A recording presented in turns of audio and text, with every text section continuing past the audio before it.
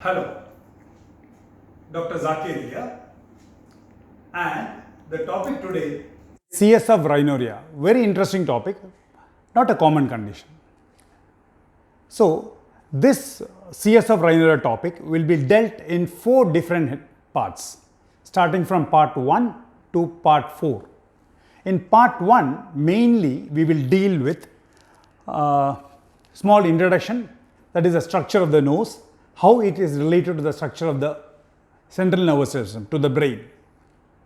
That is mainly the sinuses and the brain. And the site of leak, the causes of leak, and what are the main differences between a traumatic CS of rhinorrhea and a non-traumatic CS of rhinorrhea. This is, we'll deal in part 1. So, in part 2, it will be mainly concerned about the patient complaints, and on examination, what does the doctors find. The third one mainly concentrating on investigation, and the last part is about treatment, that is medical management, the conservative management. If it fails, we go ahead with surgical management. So, let us start. So, part 1, let us start with a small introduction.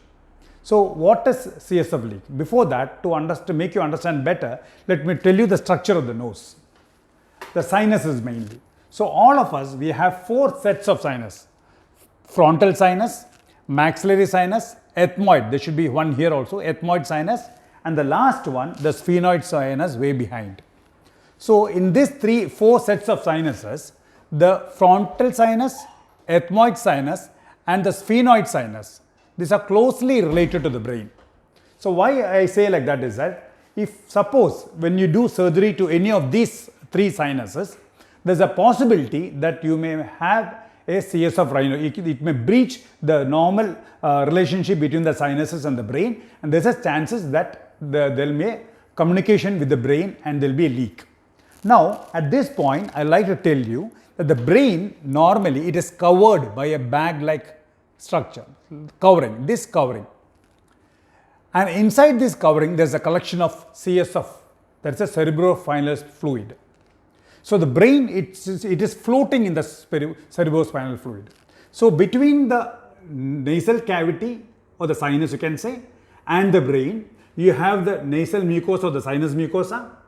Then you have a bone which separates the brain and the nasal cavity. Then you have the covering of the brain. These 3 structures.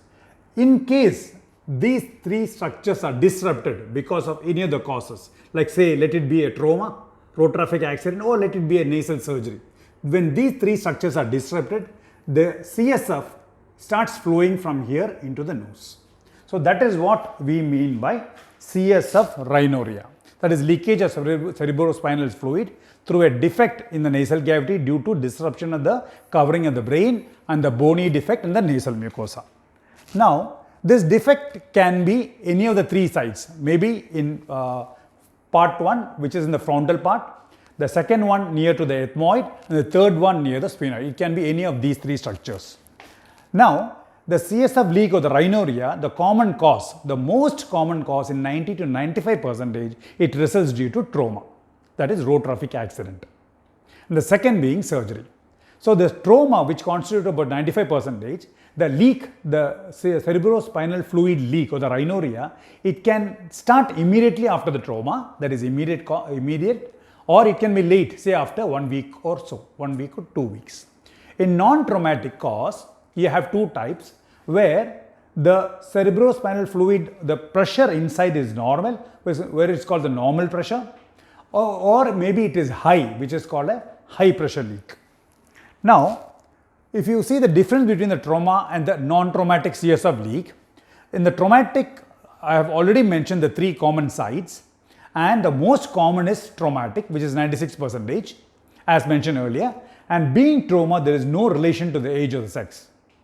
And usually it starts within a day or 2, and the quantity of fluid which comes from one side of the nasal cavity, it may just be a few drops, or it can be more also. The patient may have 2 associated complaints, mainly when it is traumatic, when it is related to the trauma.